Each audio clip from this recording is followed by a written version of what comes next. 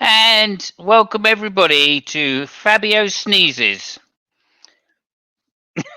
Hey! No, it's not Fabio Sneezes. You might think that would be an interesting hangout, and I'm sure it would be, but it's not, no. In fact, this is F1 2021! Sir Lewis Hamilton wins everything season. This was race 4, and it is Española at Barcelona, the old test circuit, which they haven't been testing at this year, but nonetheless, great circuit. 2x2 circuit, I have to say. But there you go, very biblical. Okay, so basically now we're starting. I'm just going to go through a quick race recap, and there's nothing that I won't forget to mention, I promise, this week. Okay, onwards. So let me just set the thing up, make sure everybody's here. Oh, I don't need that. And there we go. So it was fantastic pole position by Lewis Hamilton. And second on the grid was Verstappen. They got away, and unbelievably, Verstappen literally, argumentatively barged Lewis Hamilton out of the way at the first corner in a very obtuse manner, I would say. And but very well done to him. He was fantastic. He got a great start from the inside of the second place position on pole. So good luck to him. And then also that then allowed or held up Bottas, which allowed somebody in a red car, can't remember who it exactly was, to get by. But that's kind of immaterial, really. So yeah, onwards with the action. Basically, Lewis was able to stay with Verstappen for some number of laps. But eventually, Verstappen had to come in. Lap 25 it was. He dived into the pits first. Lewis, unbelievably, just kept on driving. Normally, of course, I thought it was a mistake at the time, but not for Lewis. He thought otherwise, and he waited another 3 laps before he pitted. He came out well behind Verstappen, even though Verstappen had a slow stop. And Verstappen looked like he was on cruising for a victory then, and that was it. But then Mercedes pulled a fast one, a very fast one indeed, and went for a 2-stop strategy with Lewis Hamilton on about lap 43, just before I was going to go and have a little nap. So that stopped me going for a little nap. And they pitted Lewis again for scrubbed yellow tyres, or scrubbed medium tyres, which of course are hard tyres, but we're not talking about that this week. Okay, no, we're not going to talk about it this week. I promise. So anyway, scrubbed medium tyres went on, and that put Lewis some 22 seconds behind Verstappen after the pit stop, with only probably that many laps to go. So Lewis was on for another dash after Verstappen. And, remarkably, he was very, very fast, up to 1.5 seconds plus, faster than Verstappen a lap. So it did look like a kind of inevitability that he would catch them, which in fact he did some 6 laps before the end, probably. And when he did, we all thought, well, of course, this is Barcelona. Difficult to overtake, but of course not with the DRS. And of course, Lewis absolutely flew by Verstappen on the outside of turn 1. So congratulations to Lewis on a fantastic win, a great strategy win more than anything, I feel. Although great driving by the pair of them, I wouldn't fault either of them. Verstappen's aggression off the line was amazing and well worth watching. And also Lewis's determination just to hang in there and not lose motivation, like sometimes he might be accused of doing. But he is a professional, after all. So, in fact, yes, Lewis did win the race by some 15 seconds in the end. It seemed quite easy. He gained 25 points over Verstappen's 19 points, because I believe Verstappen might have got the fastest lap. Is that right? He did. Yeah. Okay, yeah, he did. I knew that. Again, I'm not going to miss anything out in this comprehensive thing. So, Bottas came through to overtake somebody in a red car. Can't remember what his name is. And gets third place for 15 points. Then somebody else came fourth. Red car. Don't really remember who that is. Perez disappointingly came fifth because, of course, Perez is probably Mexican, which is similar to Spain, so speak the same language. You would have thought. Anyway, Bloody hell! I'm just tenuous. It's tenuous. I would agree. Fucking tenuous. I would agree. Anyway, Perez comes in fifth place, which is a good recovery considering. Then a great drive from Daniel Ricciardo to finish sixth. I don't think his car was up to it. Then there was some Spanish guy in seventh place, but I have a blindness to red at the moment, and so I didn't really see him finish. Lando in eighth. I thought it was an okay drive by Lando, not his best, of course, because you'd expect him to be better than the car. But I think he drove the car, so there you are. I mean, what else could he do? I'm being a commentator now. I'm being a commentator, okay? Sorry. Stating the obvious. You're the expert. Sorry. You dive in on me in a moment. Sorry. Then we had the French guy, Esteban Ocon. And Ocon came ninth in the Alpinus Renault. And then in 10th place, it was another French person called Pyra Gasly. And he was good. He was good, finishing in the Alpha Tauri Alpha Honda Centauri Alpha. So that was very good. And again, I thought he drove a pretty good race as well. I won't go into the details. I'll just pass it straight over to my expert Italian Fabio. How is everything in Italy at the moment? It's fine. I mean, yeah, cool. And that's why he's an expert, people. Yeah. Okay. Expert Italian. Thank you very much. Over to you for the race, Fabio. Yeah, I mean, I think you made a pretty good commentary. Of course, you forgot to mention it's a couple of things. Well, three things, I would say. Well, the first one is that the only overtake that I saw without DRS was the one that Verstappen did. So, kudos to the guy. Good job. You strategically, I think, forgot to mention another couple of things, like Ferrari coming fourth. Yeah. That guy, you couldn't remember the name. Yeah, that guy. And that other guy, you couldn't remember the name, just got seventh. You also strategically forgot to mention how bad Lando Norris drove. I mean, I couldn't believe it was so that bad. I mean, especially either Ricciardo was a bloody genius, which he might well be, or it just Lando just. You said he was driving the car, which is cool, good commentary. I don't know what else he was driving. I actually think he was driving something else than the car, because if the car is the same one as Ricciardo, there was something missing over there. And other than that, I really don't know what to say. I'm not really super buying the great strategy of Mercedes. I mean, they made a good strategy, but it was really nothing to be astounded by. They made a good strategy for the driver that they had. Bottas is, I'm not even going to mention the guy. I know I already did, but it is just bloody. I mean, he's. I don't know. I really don't know what the fuck is wrong with that guy. I mean, I know, but I don't, because it was just. He did. He of course did try. He did try. He did try. Yeah, he did try. And then he suddenly remembered that his career was on the line. So. Yeah, that he can't try. Yeah, he did try and he can't try. So there is that. What else? Alonso was.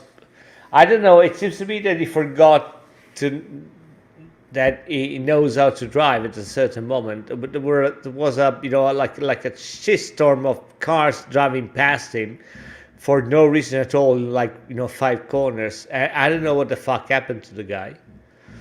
It's all about the tires, Fabio. It's all about the tires. It's all Well, you should talk to Giovinazzi about the tires. Jesus Christ! I mean, that guy feels out. I mean, if there is something that can happen to somebody, it happens to Giovinazzi. I mean, it's not driving the fastest car, but really, the things that happen to that guy are just mind blowing. It's just incredible.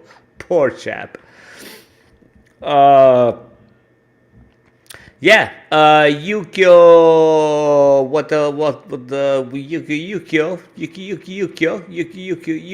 Yeah, Yukio. Yeah, Yukio Tsunami. yeah. He got. I'll just say chastised. Is it the right word? Yeah, He tried to make a comment like like the one that Alonso used to make in the good old times, and they just told him, "Hey, man, I can't do that. You're not Alonso. Fuck off. Shut yeah, up."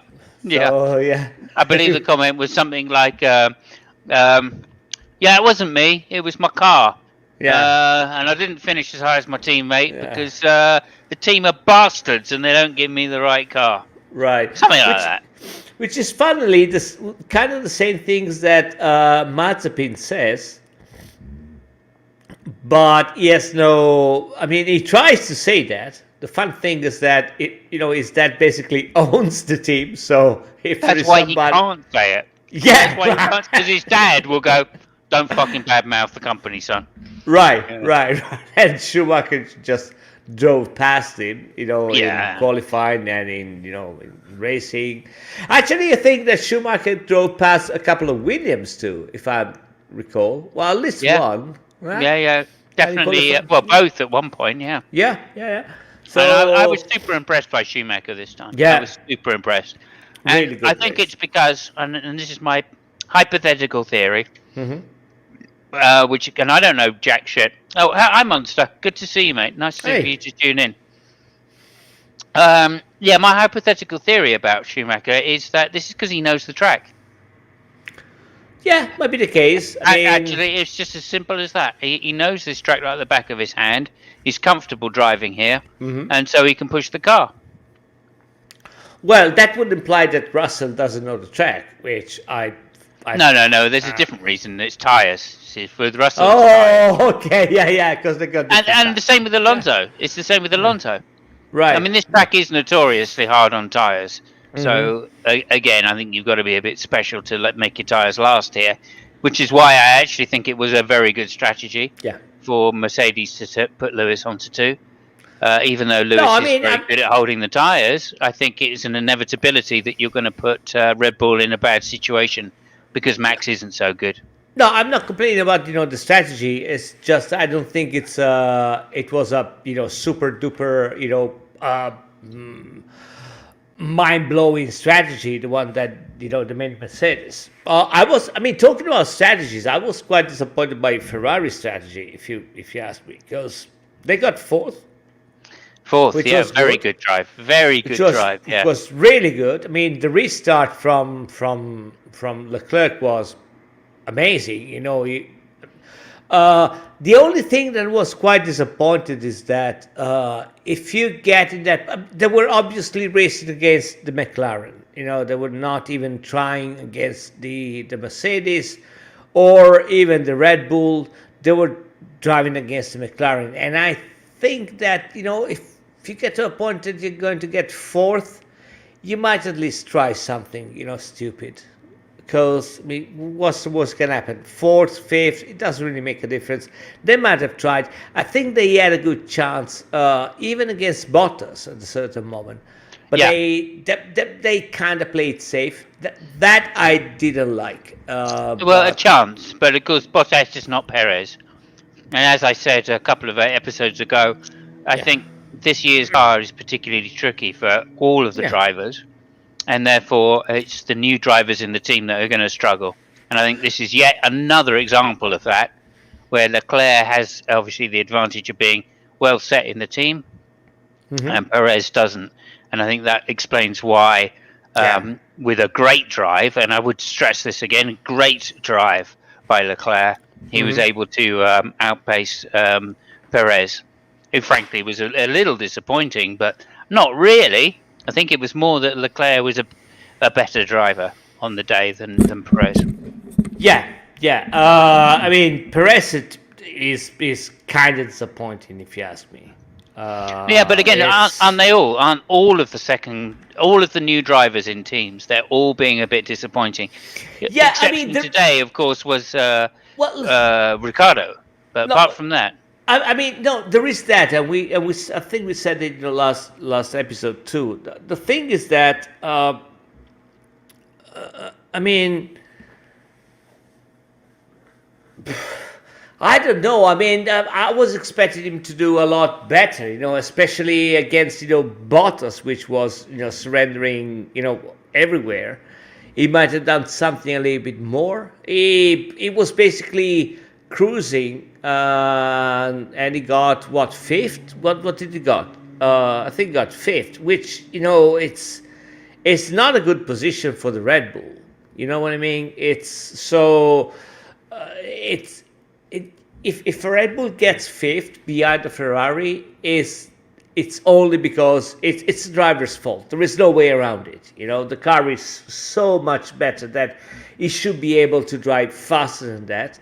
And you're right. I mean, Leclerc did a fantastic race, but I don't think that he has a car good enough that he can beat a Red Bull, in its standard form. So I think, not under normal conditions. Yeah. yeah. So I think he was underperforming, which is a problem because, well, I mean, it's a problem because he's driving for Red Bull, and we know that Oh, Red yeah. Bull is not the kind of team that, yeah. Half a season tops. Yeah. Oh, yeah. Although I think they probably paid this guy a little bit too much money to get rid of him half season. But Yeah. we shall see. I mean, undoubtedly, Red Bull are fuming right now, absolutely fuming at Perez. Well, Right, because I mean, Lewis was allowed to pull that trick of two stopping over Verstappen only because Perez wasn't there in the way. right. And I mean, don't get me wrong. I think that Red Bull made a huge step forward, and I'm not talking about in terms of car. I'm talking about in terms of driver. Compared to the last two previous years, they actually seem that they have found somebody which can actually fucking drive the car. So well, maybe not on race day. Maybe not on race day. Carry on. Yeah. Well, maybe not on race day yet. Yeah. But certainly in qualifying. Yeah, I'll grant you that. There's a quick question from the chat here, Fab. Yeah. Is that an AK in your It background? is an AK. Yeah, it is an AK. Well, there you go. Yeah, there you go. Well spotted, monster. Yeah. Okay, yeah. So, yeah. I mean, I am disappointed in some ways about Perez because obviously, if this continues, we're gonna. I don't think Verstappen's got much of a chance by the looks of things because Mercedes have got their car together now, and it's too late, right? So they really need Perez to step up and start doing. But then the same thing could almost be said of Bottas, right? He's had a couple of dreadful starts, really, and he needs to get his starts together in order to at least contend for when Perez is there. Well, yeah. So yeah, if it's against Perez, you're right. So, but that's the only thing, I think that they will love to. I mean, Red Bull, they will love to do what they do in Mercedes, which is basically putting a leash on Bottas. Even if, I mean, I really don't know. I mean, that guy, I do not understand how Bottas drives. Honestly, I really don't. I don't know if it's really good and they're pulling the brakes, or is just not good enough and didn't need to. I really don't know. I'm struggling, and I've been struggling for at least 2 years now because I have no fucking idea. It's beyond me because I mean, I don't know. I mean, even Rosberg, at a certain point said, you know what, fuck it, I'm gonna give it a try. And to me, it seems that Bottas is not even thinking about giving it a try. And interestingly enough, I do have something to say on this, as you might expect. I live just up the road from a guy called Peter Windsor, who is an F1 connoisseur extraordinaire and has been going to and working for F1 teams for most of my life, probably. And he had an amazing analysis, I thought, on the way Lewis versus Verstappen drove. And he also threw in there that Bottas also suffered the same problem against Lewis, which is how they drive the corners. And it basically turns out that Lewis, according to this gentleman, who I respect hugely, is drives in a different way, and therefore manages to conserve tyres a little more than the other drivers, and that includes Bottas. And like I was saying, Barcelona is kind of renowned for its tyre wear. The surface is very difficult. There's a lot of very fast long corners, and so the tyre wear is extremely high. I have no doubts about that. I think I remember. I'm probably going to piss you off, but that's honestly what I remember. But I think I remember Lewis saying something about that. He learned something from. He studied how Schumacher was driving, and he actually learned, how to manage the tires from the way Schumacher was driving, and Alonso too, because they have similar ways of driving, and keeping the tires. So so I have no doubts about that. I'm still thinking about pure performance, and again, I'm not pitting Bottas against Lewis. I'm pitting Bottas against everybody else, and again, I mean, Lewis is a fantastic driver. Nobody can deny that, but it's also true that nobody can deny that car is an amazing car. Up until this year, we just had 2 championships. One was the Mercedes championship, and one was the rest of the world. This year, at least we have still 2 championships, but the first one, there is at least another car driving by. Yeah. And Bottas has never been part of any of those 2 championships. Because he's helped Lewis a few times to make it more dominating than it would otherwise have seemed, I feel. Yeah. But again, in some respects, I'm quite glad because this means that the fight between Verstappen and Lewis is going to go a lot longer. Right. I mean, it was still only 14 points between the two of them. So again, one DNF and the other could take the lead, or relatively easily will take the lead of the championship. So it's still early in the season. I think if we get to 3/4 of the way through and we're still in this situation, I'll be very happy. Right. Can we just point out another thing that you forgot to mention? I don't know if another thing. Yeah, another thing. So I used to kind of like Toto Wolff a little bit, because the guy's cocky and all that shit. It is actually, I cannot stand the guy anymore. It is, the radio thing, really? Come on. Michael, he was speaking to Michael Massey, and I'll explain this quickly. He was speaking to Michael Massey, and they were coming up behind Mazepin, and basically Mazepin didn't get out of the way very quickly for Lewis when Lewis was trying to chase down Verstappen. And so Toto got on the wolf to Michael Massey, who is the FIA kind of overseer at the circuit, and started saying, "Come on, man, blue flags, come on." Yeah, and I don't see anything wrong with that. I mean, every time... no, of course you don't. I mean, no, of course I don't. Of course I don't. Because of course. Why? Because Michael Schumacher used to do that. Why? Because what's his name? Vettel. Every single time he used to come up behind anybody. He would be there. He would be on the radio 3 corners before, going, "Blue flags! Where's the fucking blue flags?" Okay, if you don't see the difference between a driver saying that and a team manager saying that, I can't help you. Yeah, but we're not getting the radio signals. That's the point. I mean, Vettel was complaining to his team to get his team on the radio to say, "Show him the blue flag. Show him the blue flags." And Schumacher would do the same. Right, and again, I understand that it's just part of the game. For me, that's just part of the game. No, I Yeah. get it, and I'm not complaining about what you're saying. I'm just saying that if you don't see the difference between a driver doing that and a team manager doing that, Yeah. I think there is a huge difference, right?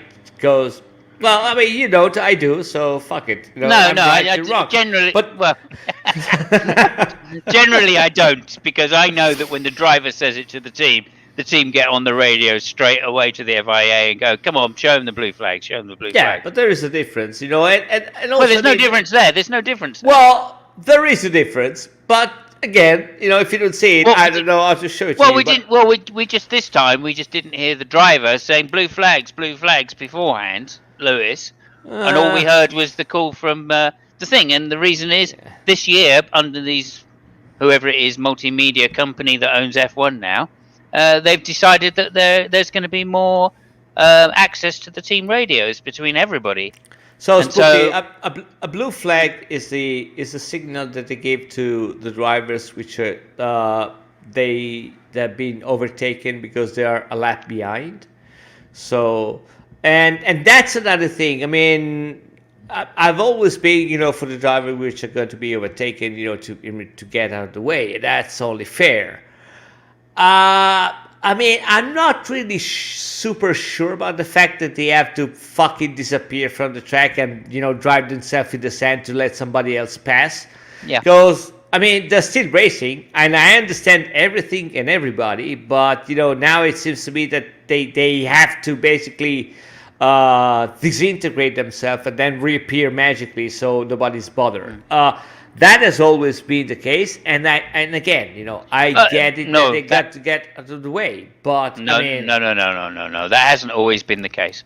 Back in the old days, back in the 80s, basically, blue or the blue flags were waved, but that didn't mean that somebody should jump out the way. no, right, no, that's what I'm saying.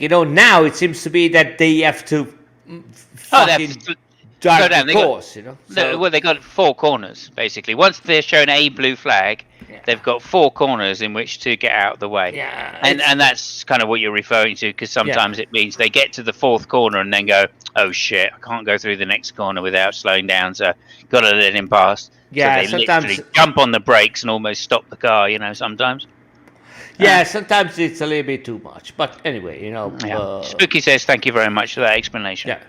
So yeah, That's why he's the expert, Spooky. That's why Yeah. he's the expert. Yeah, I know what the blue flag is. So, okay, I mean, other than that, yeah, it was a quite interesting race. I mean, not the most exciting race ever. For Barcelona, not bad though, right?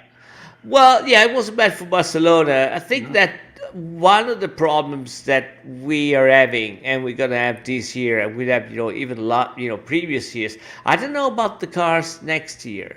Is that those? And I was just noticing this time because they had a camera, especially it was before the race start. They had a camera just over the terrace. They were, filming the cars, from above. Over the top of the pits, you mean? Yeah. Yeah, I mean, those cars are fucking huge. Oh, they really are, aren't they? They are vans. Yeah. I think they are 5 something meter and Yeah. 2 meters wide. I mean, Barcelona is not a narrow track. It seems pretty narrow. It's unbelievable, and that is going to. I mean, I remember Alonso overtaking cars on the outside in Barcelona. Yes. And now I wouldn't say it's impossible, but it's kind of get impossible. Yeah. No, I mean, when we get to some particular circuits, like, let me see. I mean, we've already been to Portimao, so I mean that's a small circuit as well, right? Oh, the next Hang on. one is going to be Monte Carlo. So. Oh, Monte Carlo. I mean, that's a nightmare right there.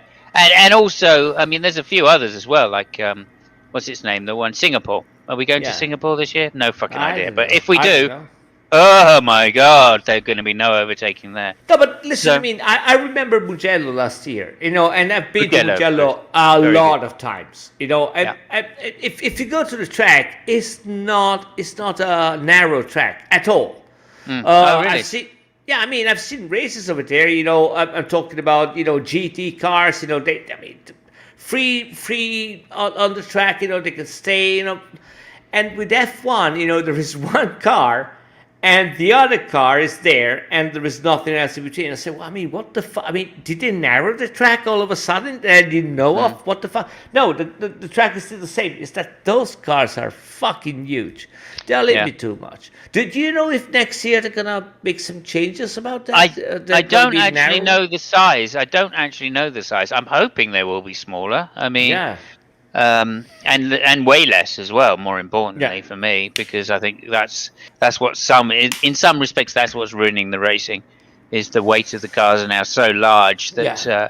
even with the massive amounts of power and downforce that they're being given, in fact, and let me put it to you this way: the issue, as I see it in the last few years, has been with the increasing weight in cars, Mhm. and that they've tried to compensate for that with the lap times by increasing the amount of downforce.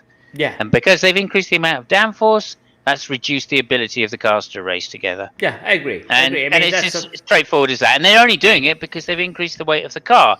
Now, some of that weight increase has been about safety. And like I've yeah, said before, right. if somebody comes up with a new safety idea, they have to do it because Hmm. it's for safety reasons, right? And if it's Right. an improvement in safety, they don't have a choice. The bad Yeah. publicity would be too much if they didn't do it. Nobody's And going to so take responsibility for saying no. You're exactly, right. exactly. And so, in some respects, they've got no choice but to increase the weight of the cars. Hmm. But for me personally, this idea of them chasing downforce this way has just been a Yeah. ridiculous thing.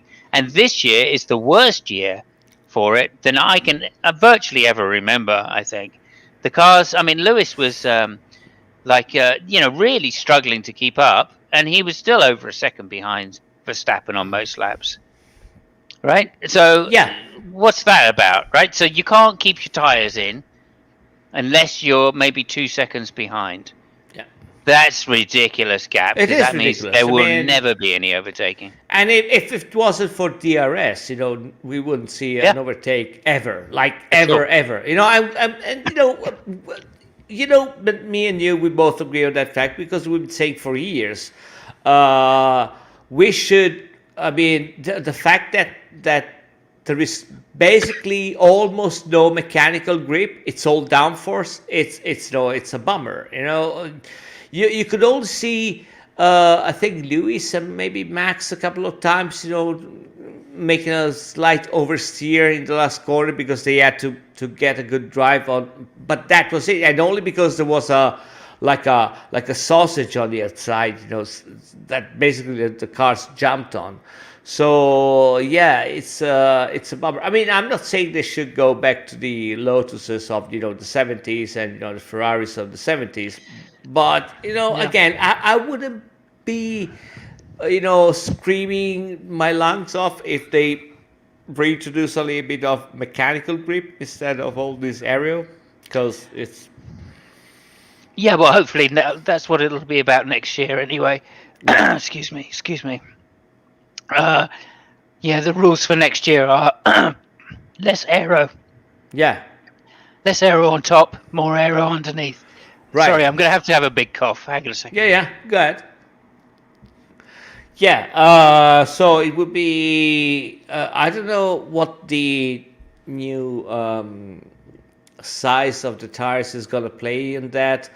I think it might help because, with the bigger rims, basically a tire would be stiffer. So a lot of the action that now is basically done by the tires has to be done by the suspensions, unless you want that cars to basically disassemble in every small bump that they take. So that might help, and I will be super glad about it. And it's also be super glad because that would give you, hours and hours of commentary on how bad the tires are, because those are new ones. I mean, so yeah, you're waiting for that, right? Yeah, I know you're doing that. Yeah, fuck you. But yeah, I mean that would be a really good thing. Stiffer tires means that the suspension had to actually work. I mean, right now most of the job is done by the actual tires. So Yes. Yes. Let me just say to Spooky, you're an absolute shah. You're absolute shah. Okay. No, I agree. I don't like the idea that they're going to 18-inch or 17-inch. Can't 18. remember. 18. Yeah. I really don't like this because it just means that the teams are going to obviously go for stiffer setups, right, in order to maximize the downforce, right? So there's, whereas before the limiting, what's the word I'm looking for? The limiting suspension piece was the tire. Mm-hmm. Okay, now it's still going to be that way, but the cars are just going to be stiffer. So all what's going to happen is some of the circuits are just going to be not as fun because they're just not going to be able to go on the curves. So they're going to touch the curves at all, except for the back markers, right, which don't care about the downforce because they don't have such efficient. So the pressure again is on the teams to maximize downforce, and that means the same thing as before: less following ability. I'm not super positive about that, but we'll see. I'm not really sure. I think that we'll have to go. Actually, they will have to go softer. But I mean, we'll see. I really don't know. But if it saves for the fact that they won't be able to jump on the side of the track, stuff like that. I mean, that one thing, just for that, I'm all for 18-inch tires. So there would be no fucking sensors in the thing, Oh yeah, you got almost. Yeah, you got a slim of a tire. It's not all the car is on the track, So yeah, this. Oh fuck off! I mean, this is. But a circuit like Monte Carlo, where you have to ride the curbs to get the lap time, that's what's happening then, right? Okay, so some people decide they're going to ride the curbs anyway, and then one lap they get it wrong.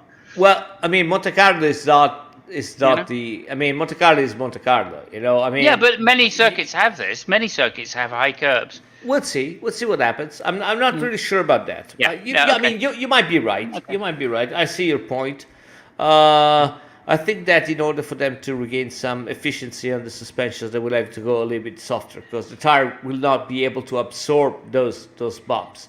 And especially if they have to run on the curbs, you either make them, actually working properly, or you can't. But if you have to, you have. So we'll see what happens. I don't know. That is exactly my point, and that means it's a trade-off between softening the suspension to ride on the curbs and downforce, and that there's some teams that are going to get that wrong every race, or at least most races, because clearly some drivers are better able to deal with that kind of situation than others. So again, but I mean, we'll see what happens. The fact that there is a huge change. I mean, just for the fact that there is a lot of data that you cannot rely on. So some of the teams might be, taking like a gamble on the setup and all that thing. Exactly. That might be a good thing. Who knows? Well, the teams at the back will do that, right? Oh, right. Again, this just means like the second teams, right, are just going to be more important for gathering the data about suspension. Right, so teams like I don't know, Ferrari and Mercedes and Red Bull that have all got second teams in inverted commas. Yeah. Are gonna find an easier way to get a setup, at least set their main cars up. So again, I think really what's going on is by this move, it's going to homogenate the cars more. Because those teams that have two teams are going to want their second car to be more representative of their first team car. Now, if they were smarter, what they would do is to get rid of that stupid rule that you cannot change the setup after the qualifying. That would be super brilliant. Not only because you would have specific setups for qualifying, but also you might have some data that you gather, from the qualifying to transfer on the race and vice versa. So that would be, but I mean, I'm struggling to think that they're going to be so smart, because apparently, I mean, idiots are everywhere, and F1 there is a lot of them.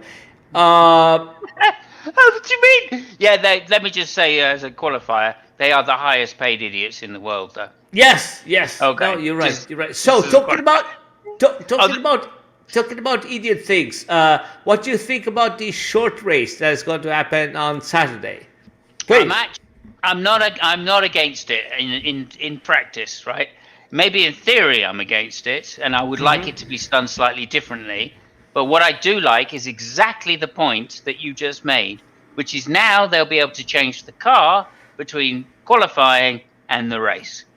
Yeah. Okay, so that is a good point about it, because at least we're not going to be in this situation where somebody sets up for a particular type of race, and 2 days later the race happens, and it's, they've got that same setup, right? In the old days we'd get things like people would set up for qualifying to get the car up the grid because it was so important. Then it would rain, and of course Right. they would have a dry setup.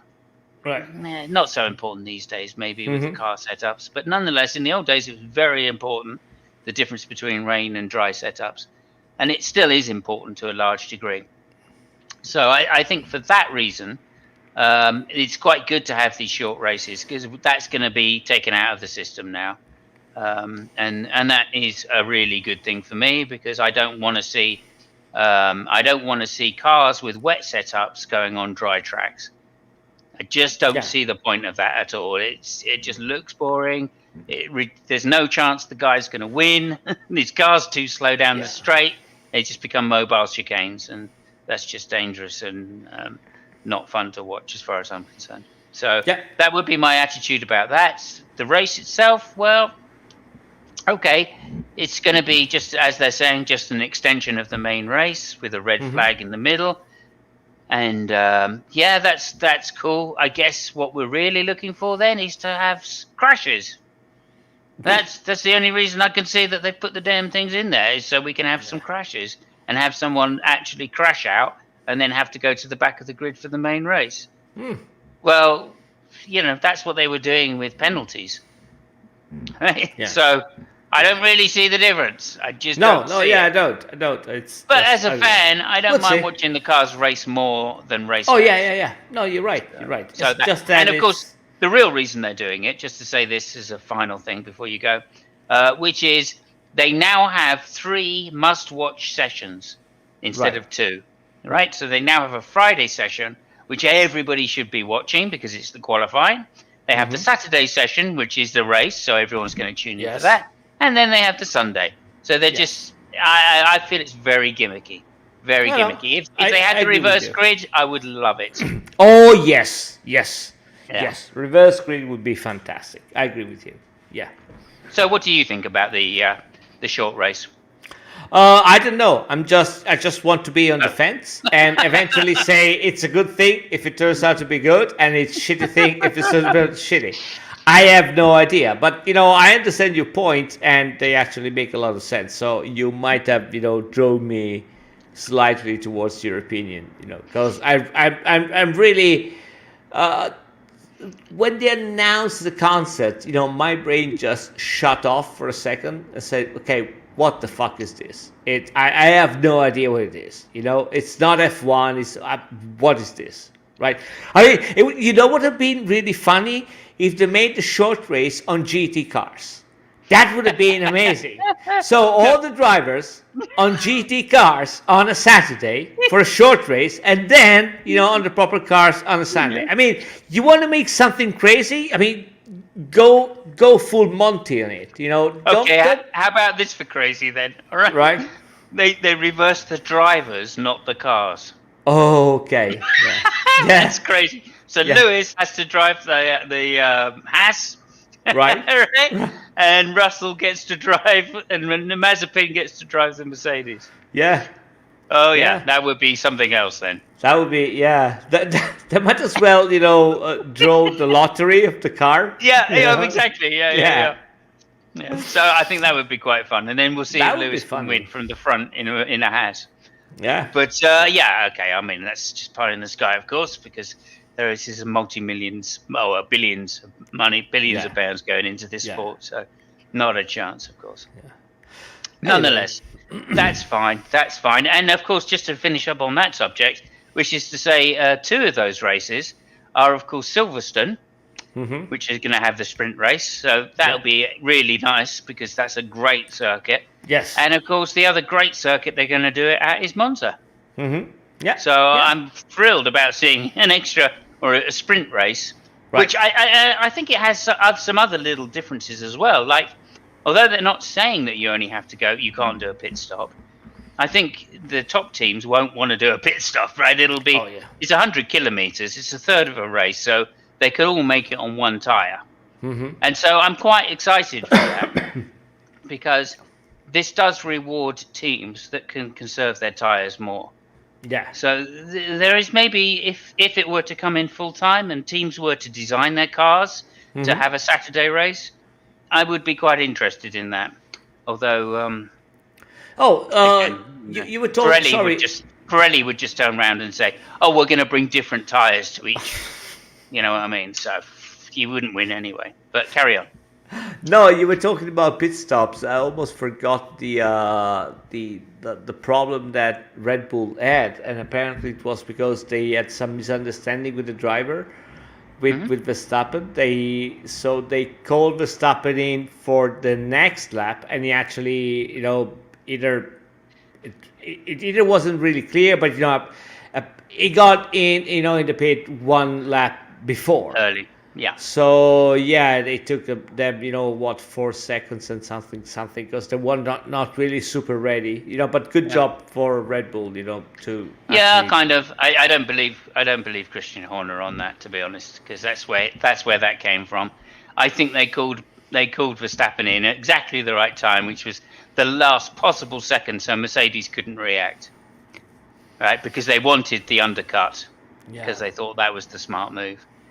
Which it was, right? Lewis could have come in a lap later, but Max would have definitely had him down the straight again if he had have done that. So again, I'm hugely impressed. That's another reason why I'm impressed with the Mercedes tactics. I think they didn't panic at that point and just go, right, Max has stopped, get Lewis in, and we got a chance. Because I don't think it would have worked out. I think Max would have been past him again because the gap was only 0.8 of a second or something like that. So anyway, I was thrilled by the race in general. It's one of the best Barcelona races I've seen since the Schumacher years, to be fair. When Raikkonen and Schumacher were at it. So I was really quite happy about it, and again, I'm looking forward to the season for that reason. Yeah, there is one last thing I got to point out, because I don't know why I noticed this race and not all the other races. But they showed some footage, from the car. The noise is dreadful. I mean, holy shit. I mean, I was listening to this car and said, well, especially in qualifying, and I was thinking, that this is not, the fast lap. Is he trying? No, that was the fast lap. That was it. That engine is so dull. And it's I don't know if the microphones were set up in a different way, why I noticed that, but they're so dull. I'll tell you why you noticed it, because it was turn 9. And every time they were going, they're going through flat in turn 9. And literally they changed gear, right, up into 8th gear or 7th gear or something like that. They weren't even flat in 8th, but they were flat in 7th. And they go from 6th to 7th. And the rev change is just non-existent. It's right. I mean, I live by the road, because every so often you hear the ambulances and stuff like that. I can fucking guarantee you there are some scooters driving around here. I'm talking about 50cc, 125cc. They're way more noisy and exciting than those cars. I mean, my bike, is screaming, compared to those guys. It's Well, fucking especially if you go unbelievable. back and listen to even the V8s, but the V10s especially. I Yeah. mean, please, Holy can we have it shit. back? Just get rid of the Right. turbos, please, please. We don't need them. I mean, I guess you do because it saves on energy and all of this. It makes it more efficient and Yeah. more relevant to what's happening on the road. I don't know. I don't But know. it's the RPM, so I don't know what the fuck is wrong with them. I mean, it seems to be that they're really running, 8,000-9,000 RPMs. It's Yeah. unbelievable. Well, it's the torque pattern, isn't it? It's the torque Yeah, pattern. You I just don't know. can't. If they were to run any higher, it wouldn't make any difference because the turbos give so much Right, torque right, that yeah, it'd be too but much for the car. still, So fuck. they're already having to limit the torque on the cars just because the wheels can't take it. So why have extra revs, and increase the torque more? I don't, whatever. But again, hopefully Anyway, next year's cars. I mean, how many years have I been oh saying? yeah. Oh yeah, but next Oh, year the next year cars is are going gonna to be be the brilliant. year. Yeah. And just to remind you and everybody else, I think it was 2014 when they raised the wing, they narrowed it, the rear wing, Yeah. they raised it, Yes. narrowed Yeah. it, Yeah. and took downforce off the front, and Right. we were getting 70 overtakes in a race. Yes.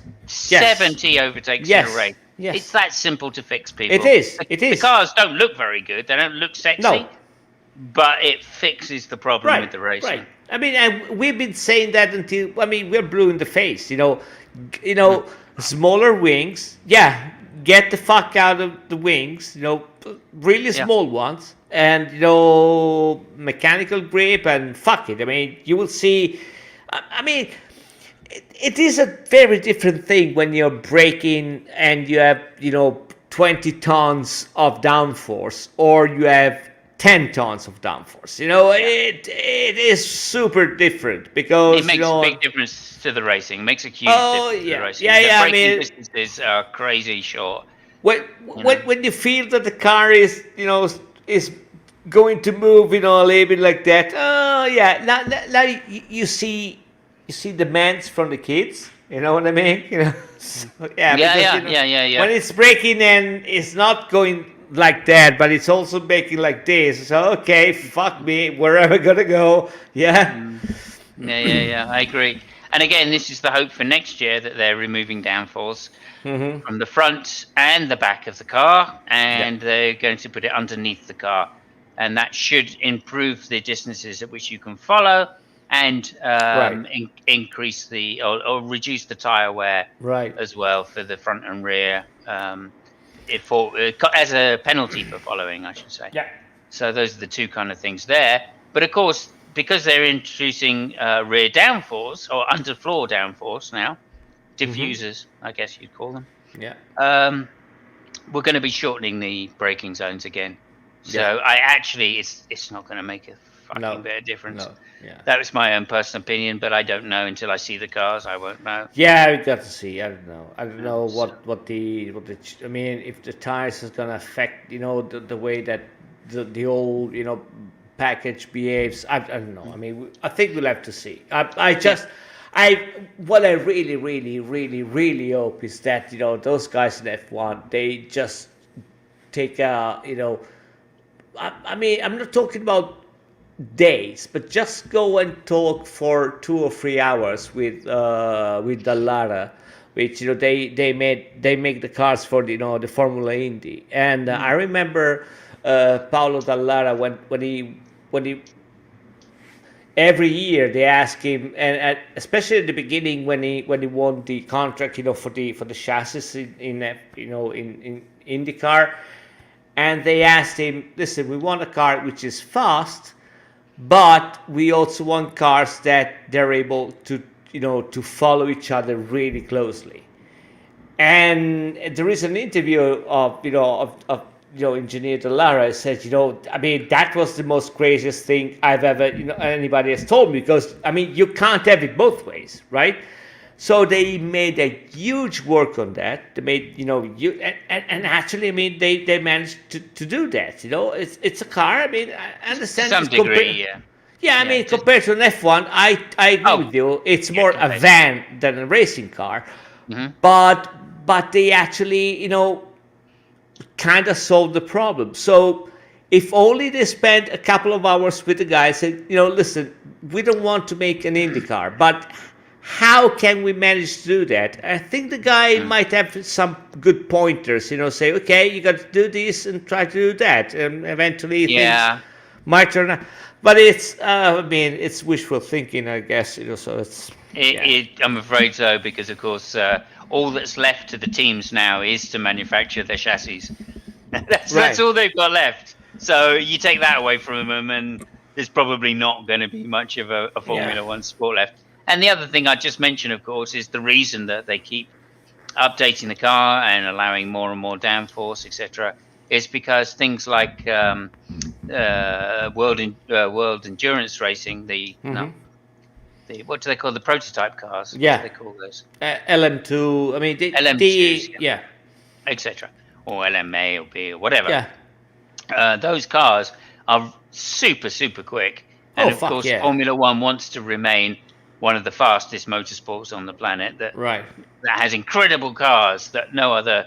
And if they slow down to the pace of IndyCar, Hmm. you know, they're not going to think Formula One is Oh no, I particularly mean, interesting. but So they are worried. They are yeah, worried I mean, about it. Yeah. I don't think they have to go, to that extreme. The thing about in the car is that basically there's only one chassis, and you only buy the car like Formula E.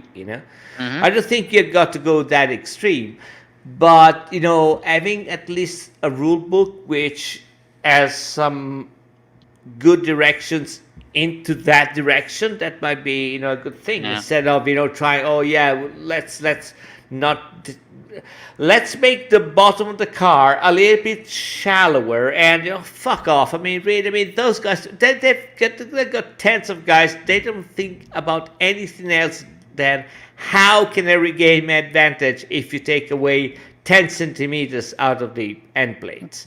you Yeah. know so make some measures. Say, listen, you can do whatever the fuck you want. You want to drive with 8 wheels, drive with 8 wheels. But these are the measures of the wings, and these are the measures of, of the, I don't know. Mm. This is the maximum weight, and fuck it, do whatever the fuck you want. Yeah. Yeah. There was a friend of mine, an engineer, which used to say, what they really should do in F1, and I grant you, he was a little bit extreme, but he said the only rule that should be in F1 should be the minimum weight. Wow, that is quite extreme. Yeah. Yeah, and then he said, you know what? You can put whatever engine you want, whatever displacement you want, whatever the fuck you want. The only thing is minimum weight. So if you want to run with a 8-liter V16, I guess fuck it. Yeah. You do it, because that's the minimum weight. And it is kind of crazy, but I mean, is it crazier than the rule that we have right now, where basically everybody tries to make the same car, and every so often, and just because that car has got a little bit more rake, and the diffuser is like, I don't know, it's pink. I don't know, that's stupid Yeah. shit. Yeah, I would agree 100% with what you're saying there. It does seem to be, they've got regulations in every area they possibly can now, Right. and that is basically becoming a one model formula. If you do And that, it's and the yeah, more it's they've been introduced, the more they happen, and that traditionally has been against Formula One rules. I mean, I agreed with like engines, like sizes, etc. Right, you can have a 3.5 liter engine, dot dot dot, and everybody is going to build the maximum or right. whatever. Okay, so yeah, when they went to 1.6 liters, I think it is now, with twin turbos. Okay, everybody's got a 1.6 with twin turbos. Yeah. Fair enough, but they could have something different if they wanted. Right. And that sounds okay by theory, right? Some people had a V line, some people had V engines, some people had flat engines. This is back in the day, right? Right. Was it Lamborghini that had a flat 12 or something like that? No, Lamborghini had a V12. It was a V12. Okay, somebody Yeah. had a flat, maybe a Dallara had. had a flat 12 or something. Yeah, there Or was a guy, Cologne, yes, Mathieu. yeah, somebody. Yeah. Anyway, back in the day, you used to get all shapes and sizes, Right. all combinations, etc., Mm-hmm. etc., until people finally settled on V10 as being the best, right, kind of solution for the Yeah. various problems that you have, like mainly twist in the car, wasn't it? Yeah, I mean, Chassis. it was also, I mean, we don't have to be naive, it was also other times where you could only get to a certain point with calculation, then you have got to try. So Yeah, that, true. some things you really have to figure out if they were working if you did them. Mm, Yeah, you yeah, could second guess. Right now it's a little bit more difficult, but still, it's I mean, in F1, they really have to start addressing the serious problem, and I think uh, so I think the direction is there, but they're not, brave enough. If so, well, they're trying to make something which is appealing to the public, mm, and if you go overly complicated technically, that is the contrary of what happens. Because in order for you to yeah, appreciate really what is the difference between a Red Bull and a Mercedes, you either read a lot of stuff, you immerse yourself into that, or you're not able to tell the difference between that. So yeah, that's yeah that yeah. is that is a I big agree. problem. I mean, again, looking back into the the last couple of years of Bernie, of course, um, those changes that were made to the cars were completely against what the teams wanted. In hindsight, we can see that because Right. as soon as that direction left the sport, they all ran back to having as many toys as they could get on their car, Yeah. with very few exceptions. Right, Hmm. the DAS is one of those few exceptions where Yeah. it was too complex to quickly develop another DAS system because it was part of the chassis, and therefore all the teams just went, right, we're not having it then. And then the same thing happened back in the day. I mean, like I've complained many times before about wheel covers being an aero device, of Hmm. course. And Ferrari had those for half a season before Yeah. everybody else was finally allowed to do it because they were an aero thing. And of Hmm. course, the only reason that came out is because of Badoa. But that's another story which we won't get into now, and I'm particularly salty about. Yeah. Okay, so we won't go into that. Nonetheless, it was a fantastic Grand Prix. I thought it had thrilling moments. I really loved the fact that Verstappen was right in there, getting in Lewis's face, and up until lap 43, before Lewis stopped, I genuinely thought that it was likely a very close race to the end, and it was only through the strategy of Mercedes that that turned out not to be the case. So I'm pleased. I think we've got the next Grand Prix is Monaco. Monaco. Yeah. In 2 weeks. Monaco next in 2 weeks' time, yeah. And of course, we won't be treated to such an interesting race in that respect because there's no way Mercedes will be able to play the same trick and the same card there of going for 2 stops over 1 stop. Yeah. Because as we know, even more, well, probably not as much as Barcelona, but it's almost impossible to pass. Yeah. Even if you've got a huge tyre advantage and a huge engine advantage. So yeah, I'm expecting a Red Bull win. I'll be honest with you. I expect Verstappen will win Monaco, but mainly because Red Bull will reduce the downforce for qualifying. I Whereas don't know. I Mercedes mean, won't do that. no. I Okay. mean, you're right. I have the feeling that Leclerc will do something, quite special. I mean, Oh, that is one of the few tracks where if he can really pull off something, that would be his chance. So yeah, okay. let's see what happens. Yeah, and I just have to say to that particular comment, that's why I love the Tifosi, because even in the face of absolute futility, Oh they yeah. are always hopeful. Well, So yeah. I mean, I'll listen. just say, I'm just picking the only track which doesn't make any sense.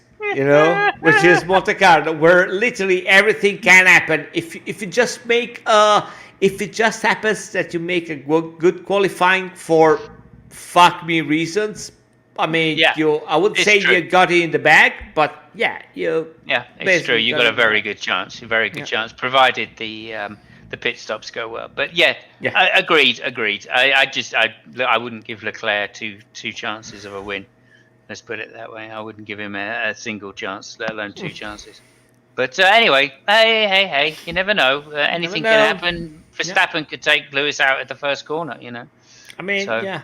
in That's which what case, Ricciardo said, 2 or 3 years ago. yeah, So, did it happen?